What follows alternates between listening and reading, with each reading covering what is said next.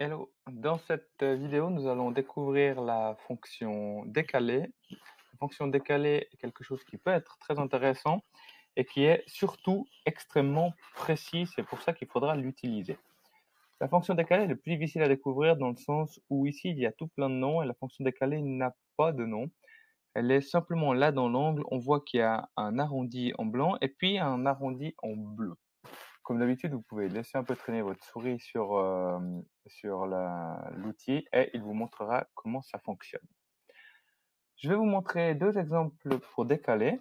Le premier, c'est décaler une forme fermée.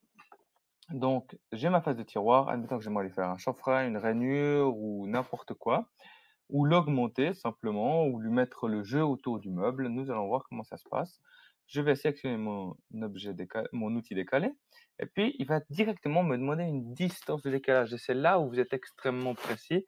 Je vais par exemple faire un décalage de 16 mm, Enter, et puis je vais dire, OK, si je prends cet objet-là, je vais le décaler. Donc on voit que tout a été sélectionné. L'entier a été sélectionné, ça va faire tout le tour, donc j'aimerais peut-être le décaler à l'intérieur. Et il va devenir là. D'accord? Et puis maintenant, je vais le décaler pour l'exemple, pour la vidéo, à l'extérieur pour vous montrer quelque chose. Voilà.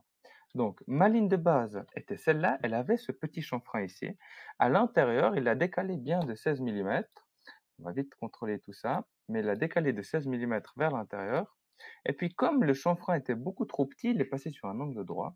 Alors qu'ici, il l'a décalé de 16 mm à l'extérieur, mais également le chanfrein. C'est comme si vous preniez un chablon et puis que vous tourniez autour 16 mm plus loin. Donc toutes les formes vont être décalées, les arrondis vont être décalés, tout va être décalé de 16 mm. Pareil, si je voulais décaler d'une mesure extrêmement précise, parce que j'en aurais besoin, par exemple, de 8,33, voilà, Enter. Si je décale 8,33, voilà, ça va me décaler de 8,33 mm. Donc 8,3, je vais chercher la précision un petit peu plus loin, 8,33, donc c'est extrêmement précis. C'est en ça que la fonction est intéressante. On n'a pas toujours que des formes fermées à décaler, on peut aussi simplement décaler des lignes pour mettre un peu de jeu. Imaginons que ça ce soit un ventail, j'aimerais lui mettre 8 mm de jeu dessous. Je pourrais aller chercher la fonction décalée, lui dire je veux 8 mm, Enter, et puis ça c'est mon sol. Le jeu va être là, ce qui me permettra ensuite d'aller ajuster mon objet ou de modifier mon objet pile par rapport à cette dimension. Voilà.